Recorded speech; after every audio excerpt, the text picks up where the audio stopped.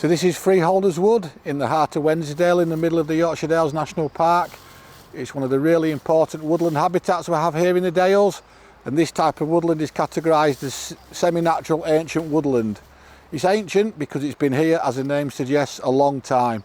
If you look back on all the historical maps that have been here, going back hundreds of years, you will see woodland that is actually on those maps. So we know that woodland has been in this location for a very, very long time. It's semi-natural because there's been a lot of management over the years. You can see here it's a coppice woodland. So this is where over time, these are hazels where basically the stems are taken, so large bits of wood like this will be taken out and used for, in Victorian times, going back a long time, they would have been used for various products, for firewood, for broom handles, for all those products that you would find around the house. This is pre-industrialisation, when they had to utilise the woods and make all the tools and all their equipment from scratch, from what was around them. So they used to take out these hazels, so they used to chop the larger branches out, and that reinvigorates the tree, it makes it grow, and you can see here once it's taken out, lots of new stems like this will spring up. And then the idea of coppicing is that you can utilise these different stem sizes depending on what you want. So the larger ones will be for firewood and the smaller ones used for a whole range of different products. So whilst this wood has been here for a very long time, there's a lot of evidence that it's been managed as part of a coppice woodland, and this is partly why it's such an important woodland from a nature conservation perspective.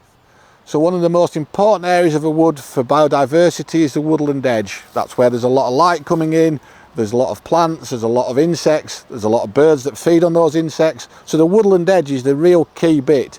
So if you imagine in a woodland that's a mature woodland, it's got a closed canopy, that area of woodland edge is actually relatively small. The other key thing for the woodland is the ground flora. So you can see in Freeholders, perfect time of year looking at this, we've got the wood anemones out, the bluebells are coming out. So these plants on the ground need light coming in.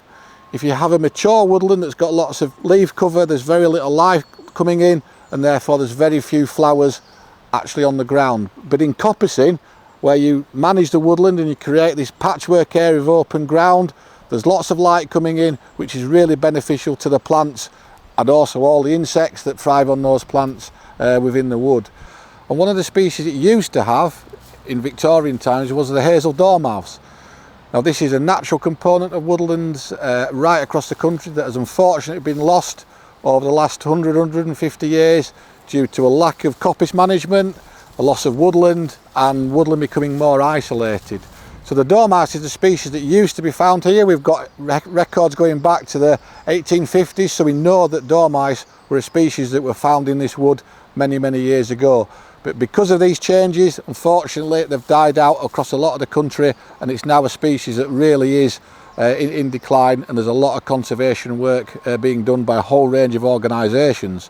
So one of these measures that can be done is a reintroduction. So working with People's Trust for Endangered Species and Natural England, the National Park Authority organised and introduced dormice into this wood. So these were captive bred animals that were brought in, released into the wood, and we've been monitoring them every year since, and they're now thankfully still here. Numbers are relatively low, but they are still here, so the reintroduction has worked. So it's really important that without some of these species, it's like having a missing piece of the jigsaw, that when you look at it, you'll see these bits missing. So the idea of these reintroductions for things like dormouse is we've got now a complete picture of this wood and all the wildlife that it should support. And as dormice hibernate, they're one of the few animals in this country that do. They need to build up a lot of these fat reserves for the winter.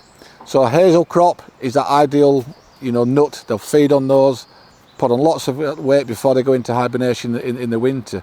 So one of the ways we monitor for the dormice is to look for the nests. So the dormice will build a small nest, like a large tennis ball, tightly woven grass with a little hole in the middle and a chamber, and that's where the females will go in and have their young.